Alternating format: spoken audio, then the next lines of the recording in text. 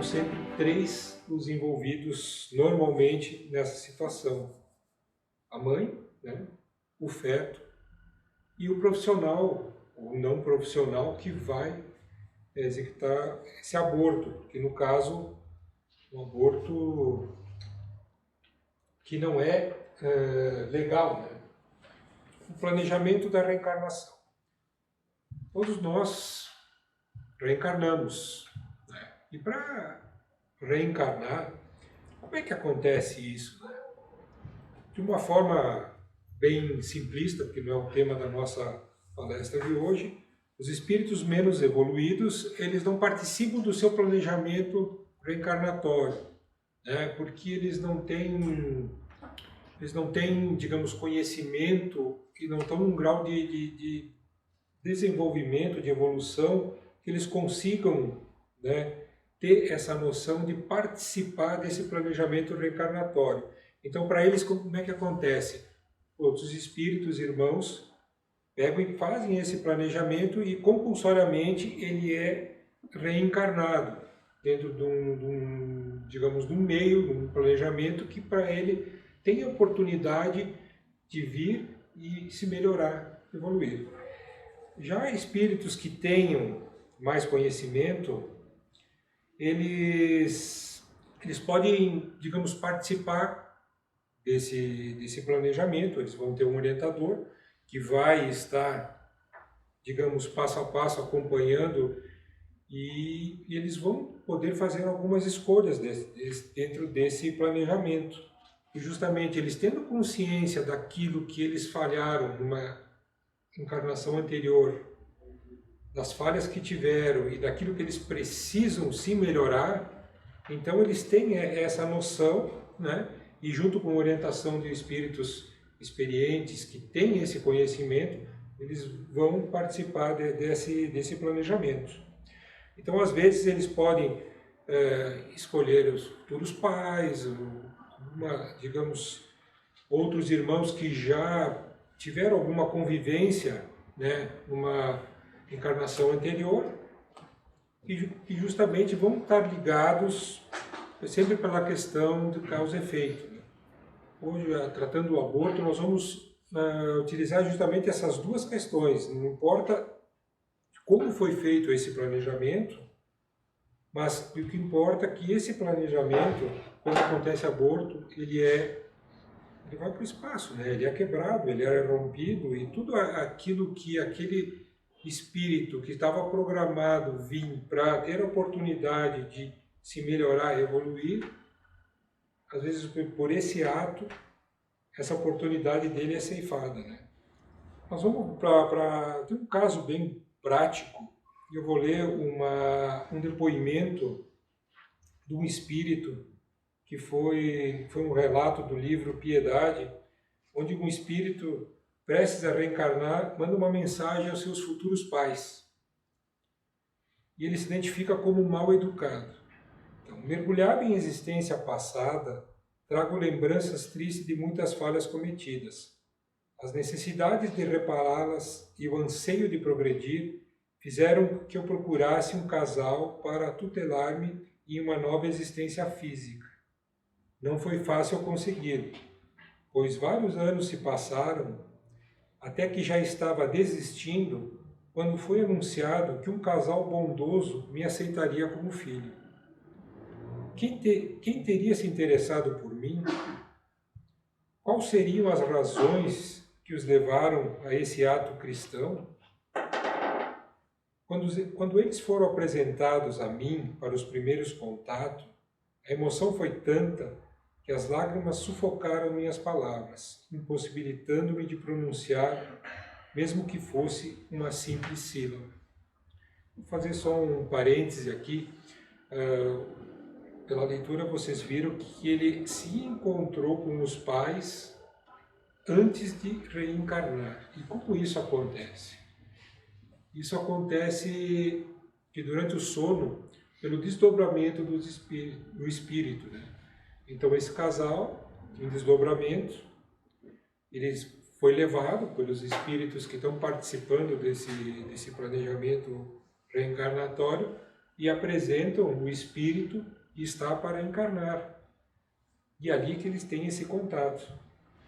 E continuando, o abnegado instrutor espiritual que promovera nosso encontro, compreendendo a emoção que se fazia em ambas as partes, sabedor da minha curiosidade do porquê que me aceitarem como filho, prontamente explicou. Os queridos irmãos de bom grado aceitaram a responsabilidade de lhe auxiliar e educar. São as mesmas criaturas que, em um passado não longínquo, conviveram com você na romagem terrena e, como os pais, deixaram de dar a devida educação, sendo que o motivo dessa falta de colaboração lhe levou à falência moral. Hoje, novamente reencarnados, vivem momentos de solidão e melancolia. E nessa imensa lacuna, sem se aperceberem, sentem suas almas o reflexo dos males que causaram ao outrem, que na realidade foi vítima de uma falha da educação. Agora surge a chance para a reencarnação, para a reparação dos erros e de se livrar de um passado enegrecido. Essa reencarnação unirá você novamente no mesmo lar, e as oportunidades serão idênticas para ambos. Eles, na reparação da falta de atenção ao filho, cuja chance terão para educar e cobrir de amor cristão. Você, por sua vez, terá a chance de consertar seus erros, tornando-se cristão, respeitando o próximo e vivendo do justo salário de um trabalhador, de um trabalho honrado. Aí está o motivo de eu promover esse encontro, para conscientizá-los das responsabilidades que lhe cabem cumprir. Então, fazendo mais um parênteses, olha como acontece o planejamento reencarnatório. Todos, digamos assim, nada é por acaso. O que um fez, o que outro fez, gerou um débito que, nessa situação, consegue se quitar, consegue evoluir, dando mais um passo, né, na vida. Então, imagina a responsabilidade de todo esse planejamento, toda essa organização ser quebrada por uma atitude, dizer, pensada ou não pensada, mas seja do aborto, né? Terminada a elucidação, nos despedimos entre abraços e lágrimas de emoção, até o encontro que se daria na gravidez. Algum tempo depois, aqui me acho, mãezinha querida, participando de sua vida na gravidez que me ampara, alimentando-me das energias que oferece até o cumprimento dos meses de gestação, para que, através das suas entranhas, eu surja à luz da vida física, cujo momento que o vagido dado por mim será o pronunciar de minhas cordas vocais anunciando que entrei no mundo dos homens. Difíceis são os dias atuais para reencarnar, pois os homens maus e sem sentimentos são os causadores de tal impedimento, utilizando meios abortivos. Cheguei até você e me encontro desenvolvendo célula por célula e confiante de que, desta vez, não terei decepção e também não desejo decepcionar-lhe, porque novamente nascerei para receber a educação cristã que tanto necessito e que somente ambos são capazes de me ofertarem, papaizinho e mamãezinho queridos. Mal educado. Ele respondeu. Então veja a responsabilidade, né, de quem pelo aborto interrompe todo esse planejamento e frustra a esperança de um irmão que teria essa oportunidade de se melhorar os pais e outras pessoas que ele vai conviver durante essa encarnação. E esse aprendizado é sempre de mão dupla, né? Porque tu ensina e tu aprende. Mesmo tu sendo pai, tu ensina o filho, mas tu aprende com o teu filho. Então, é assim que a gente vai se desenvolvendo, né? E nessa questão do aborto legal, sempre uma das questões que, pelo menos no início, quando tratavam da legalização do aborto, é que os homens da ciência querem determinar um período para fazer o aborto, onde eles determinam onde começa a vida, onde não começa. E a questão 344 do Livro dos Espíritos deixa bem clara, né, que o Kardec pergunta em que momento a alma se une ao corpo, né? Então, os Espíritos respondem, né, a união começa na concepção, mas só se completa por ocasião do nascimento. Desde o instante da concepção, o espírito designado para habitar certo corpo, a este se liga por um laço fluídico, que cada vez mais vai se apertando até o instante que a criança vê a luz.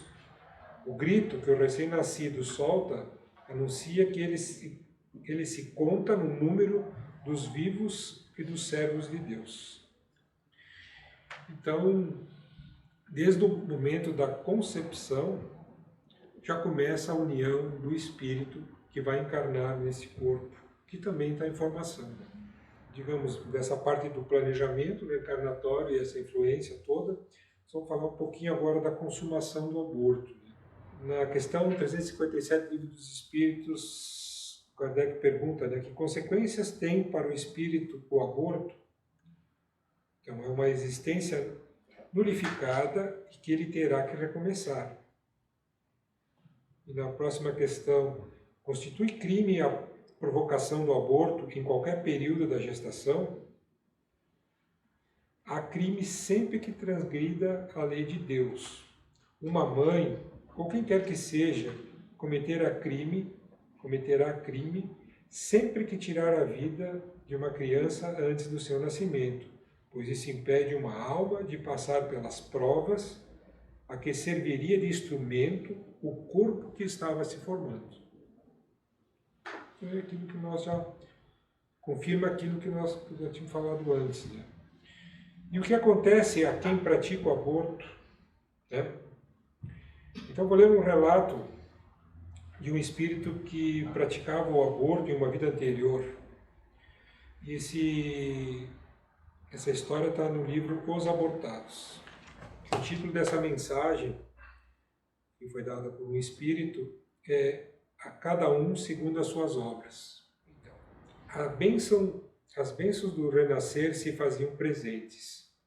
Abnegado casal me aceitaria em seus meios para receber a devida educação que eu necessitava. No amor de ambos me fiz presente pelos vínculos da reencarnação. E de acordo com o desenvolvimento, desde a concepção do óvulo ao embrião, do embrião ao feto, sentia-me cada vez mais seguro.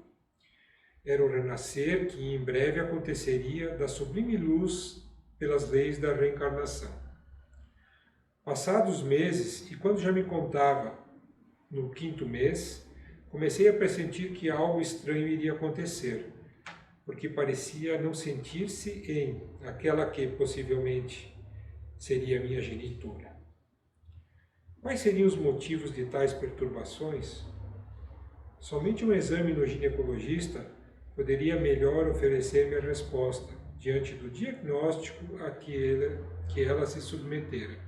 Procurando o doutor em obstetrícia, senti-me gelar porque o diagnóstico parecia desfavorável a mim. Senti pelo campo emotivo a sensação de lágrimas e dor vindas do seu coração materno. O obstetra chamou aquele que estava na incumbência de ser meu pai, dando-lhe a triste notícia de que estava em perigo a vida da gestante e que somente existiam 2 alternativas: abortar ou deixar a gravidez prosseguir, e fatalmente a morte se apoderaria da futura mãe. Foi então que a sua face lavara-se de lágrimas, porque o maior sonho do casal, que seriam meus pais, era ter um filho. Que fazer diante de tão triste situação? Novamente, senti-me gelar pela decisão que provavelmente seria a mais certa. Passados segundos, ouvi-o pronunciar da amargurosa frase: aborte, doutor. Naquele momento quase desfaleci. E de súbito percebi que aquela que me trazia em suas entranhas ficara desacordadas, e frios ferros mergulharam em seu útero, retirando-me a força. Foi nesse momento que tentei lutar, mas qual? Os meus esforços foram em vão, pois frágil e inofensiva criaturinha que eu era, jamais teria forças para impedir. Sofri intensamente. Parecia-me perder entre as sombras e as dúvidas, como se fora mutilado, membro por membro, a sangue frio. Qual seria a razão de não haver tido a oportunidade de reencarnar quando tudo parecia encaminhar-se bem? Não receber o apoio de meus futuros pais? Então por que acontecera tudo tão tragicamente? Foi nesses instantes que, com puro encanto, a resposta veio de uma voz que partia dos planos superiores. Querido irmãozinho, sabemos de teu desespero. Creia, nos apiedamos muito de ti. Acontece, porém, que não podemos interferir na lei de causa e efeito, porque a cada um será dado segundo suas obras. Em tempos já passados, viveste na terra como mulher e acabaste por aderir à profissão de enfermagem, a qual, assim junto ao ginecologista, passaste a conhecer o segredo da vida intrauterina. Até aí tudo bem, pois exercias a profissão com dignidade. Aconteceu que um dia te viste em situação difícil, porque quiseste dar um passo maior do que as pernas, metendo-te em altas dívidas. Pensaste, como sair dessa situação se o dinheiro que ganho na enfermagem mal dá para comer? A solução que encontraste foi na provocação de abortos, pois criaturas jovens e inexperientes passaram a te procurar, porque traziam os problemas da gravidez indesejável, e tu, visando o dinheiro, somente o dinheiro, impiedosamente exterminavas os indefesos fetos pela prática do aborto inclemente. E assim, mercenária e inescrupulosa, passaste a desrespeitar a vida formada com informação. Muitos foram os teus crimes, que somente através de abortos naturais, ou idêntico a este que acabas de passar, te libertarão do pretérito enegrecido. Mas quando saudares tuas dívidas, sentirás o sublime renascer de um amanhã radioso de paz e ventura. Quanto às criaturas que seriam teus pais, o passado distante mostram ambos em um consórcio pecaminoso, abandonando inocentes crianças que eram os próprios filhos ao desamparo para que dos mesmos almas generosas se apiedassem. Agora voltam, querem filhos, tudo fazem e tentarão para obtê-los, sem jamais conseguir, nessa existência. Pois, se eles quiserem filhos, terão que ser gerados por outros pais. Órfãos estes ao desamparo, aguardando suas adoções para libertá-los de um pretérito delituoso. Assim que a entidade do plano superior acabou de esclarecer, logo eu vi meu pequenino corpo inerte e sem vida ser colocado em uma caixa para o devido recolhimento às entranhas da terra. Vi também aquela que seria minha mãezinha ser levada a um leito nas dependências daquele hospital para a recuperação. Um abortado. É isso, né? Muitas situações das nossas vidas, dificuldades, situações que acontecem, que a gente não compreende, a gente tem que confiar nas leis divinas, nosso Deus que é justo, e sempre nos dá uma oportunidade. Se estamos passando uma dificuldade, ou mesmo uma situação difícil essa dessa mãe que não conseguiu engravidar, que às vezes pode até causar revolta, né, nesse casal, mas se a gente tem certeza que nosso Deus é infinitamente bom e justo, ele não deixaria uma injustiça dessas acontecer. Então, se aconteceu, é porque algo nós estamos quitando e nós precisamos passar por isso, por mais doloroso que seja. E vejam, eram pais que largaram os filhos, né, para outros criarem e eles continuam a vida deles. E como é que eles resgatariam isso? Não iam conseguir ter filho e teriam a oportunidade de adotar filhos para justamente quitar esse débito que, no caso, no passado, eles falharam. E essa questão do aborto que foi cometido, que o médico, digamos, dá a posição, se continua a gravidez, a mãe vai falecer no parto. Como é que fica isso? Então, se é certo ou errado, né? A questão 359 do Livro dos Espíritos nos esclarece que, em dado caso que o nascimento de uma criança pusesse em perigo a vida da mãe dela, haverá crime em sacrificar-se a primeira para salvar a segunda? Então os Espíritos respondem, né? É preferível que se sacrifique o ser que ainda não existe a sacrificar-se o que já existe. Então, nesse caso, sim, né? É um caso que o aborto ele é correto de ser feito. Mas vocês viram também outra questão, né? Que ele não aconteceu por acaso, né? Ele teve uma causa. Eu optei por trazer essas histórias porque elas são bem esclarecedoras e elas têm uma abrangência bem ampla, tudo aquilo que a gente tem que falar aqui num tempo curto, né? E das consequências do aborto para um pai que obrigou a mãe a fazê-lo. Também tem uma historinha muito interessante que nos esclarece bastante esse assunto. É o César. O seu sentimento pelas crianças era aversão. Para ele eram intrusos. Marido de Nair a obrigou a abortar 2 vezes, exigindo com violência. Ela morreu por não conseguir ser mãe. Ele se debate hoje torturado no umbral, chamando pela esposa. Então a comunicação dele é a seguinte: meu nome é César. Na minha última existência não simpatizava com crianças. Relato que, durante a vida conjugal com Nair, por 2 vezes me vi diante de sua gravidez indesejável e, sem considerar a necessidade da maternidade, exigi que ela se livrasse dos intrusos, que tentavam infiltrar-se em nosso lar, tentando, quem sabe, ocupar boa parte de meu tempo para poder mantê-los, quer na alimentação ou no estudo. Né?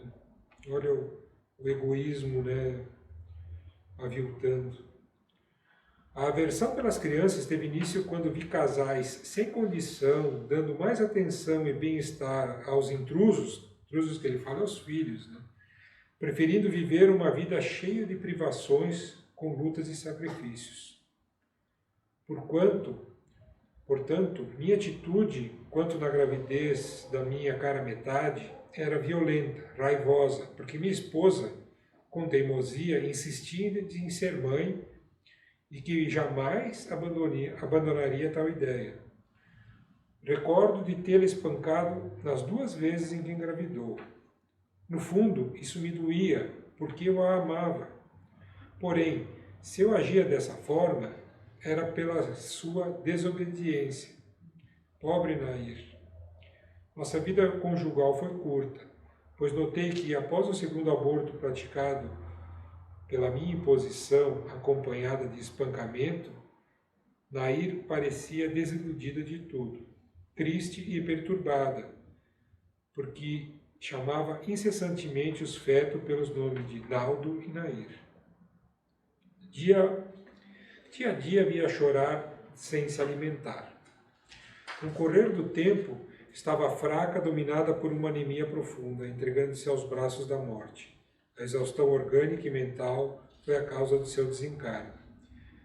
Jovem ainda, me vi sozinho, sem ninguém ao meu lado, mas sem me preocupar com isso, tinha uma vontade enorme de viver e procurei novas companhias para aventuras e mais aventuras.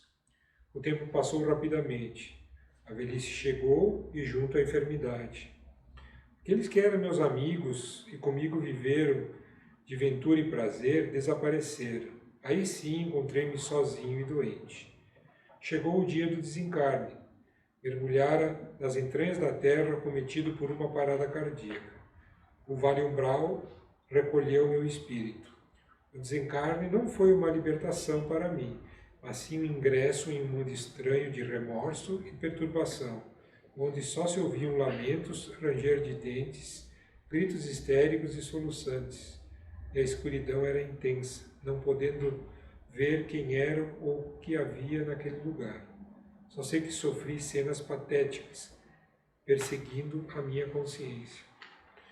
Ao debater-me nas trevas, chamava por minha esposa, Nair, porém as minhas palavras se timbravam no eco, no vazio, em mistura com outras vozes lamentosas. Quando tentava descansar, eu recordava Nair, grávida e sendo surrada por mim. Via sua face angelical banhar-se em lágrimas e cada gotícula que vertia de seus olhos azuis, como o céu, me representava a figura de duas crianças e parecia ouvir suas vozes implorando-me: piedade, deixe-me nascer. Assistia indiferente e frio a cena macabra das mãos criminosas por mim contratadas a fazerem o aborto. A dor que Nair sentia era intensa, sufocando sua voz para não gemer, impossibilitando-a de pronunciar uma frase que fosse em seu favor ou em favor das vidas, daquelas indefesas criaturas que eram exterminadas. Não aguentava essas visões. Clamei piedade e perdão à querida Nair, mas qual? Tudo parecia uma lacuna interminável. Um desespero sem fim, e chorei. Já cansado de tudo, parecia perdido em vão. De repente ouvi sua voz terna. César, meu esposo querido, não se desespere. Estou junto de você, orando para auxiliá-lo e retirá-lo desse sofrimento em que se encontra. A sua liberdade total se dará quando reparar os erros que cometeu. Escute, nunca deixarei de amá-lo, mas por ora não poderei permanecer ao seu lado, porque primeiro passará por provas e nessa expiação sentirá o mesmo sofrimento que você fez passar os nossos dois filhinhos. Serás expulso do ventre materno por 2 vezes, e a dor e o desequilíbrio que experimentarás serão os mesmos que sentiram as nossas crianças. Só que a única diferença é que eles foram expulsos pelo aborto criminoso, e você sofrerá as consequências de um desarranjo intrauterino de sua futura mãe. Assim sofrerá um aborto natural. A distância entre nós aumentará a saudade, e quando estiver um dia livre de seus crimes pela imposição do aborto, estarei à sua espera na estrada que nos conduzirá rumo à perfeição. Estarei aguardando em uma próxima reencarnação. Nos encontraremos e se dará um recomeço de vida conjugal. Novamente, aqueles que no passado repudiou como seus filhos voltarão em novas tentativas de reencarnar para ouvir seus lábios as doces palavras: meus filhos queridos. Acabando de ouvir a revelação, tudo voltou ao silêncio. Hoje trago comigo as marcas do sofrimento, porque já passei as provas das 2 expulsões pelo aborto natural, que foram dolorosas e intoleráveis. E aguardo ansiosamente o dia do novo reencarne, para viver com a querida Nair, com quem jamais levantarei a voz ou as mãos para maltratá-la, mas sim acariciá-la, cuidá-la, amá-la com todo o meu coração, e esperar de seu ventre materno os filhos que rejeitei no passado. Esse é o meu desejo. César. Vejam, né? Apesar de uma história mórbida, triste, né? Mas no fundo, o que fica, né, dessa história é que sempre nós podemos quitar esses débitos. Deus é grandiosamente, infinitamente bom, né? E Ele sempre por mais que nós erramos, venhamos errar, Ele sempre vai dar uma oportunidade de a gente quitar esses erros, aprender com esses erros e ir nos melhorando. Isso é o que é mais importante. Esse livro, né, é muito interessante, porque justamente ele traz todas essas questões de causa e efeito, né? tanto para quem praticou o aborto, no caso daquela enfermeira que em busca de dinheiro praticava o aborto, né?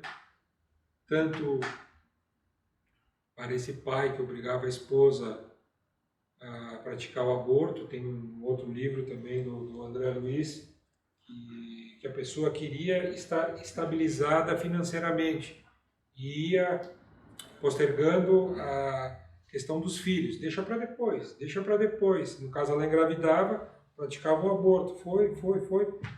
Quando...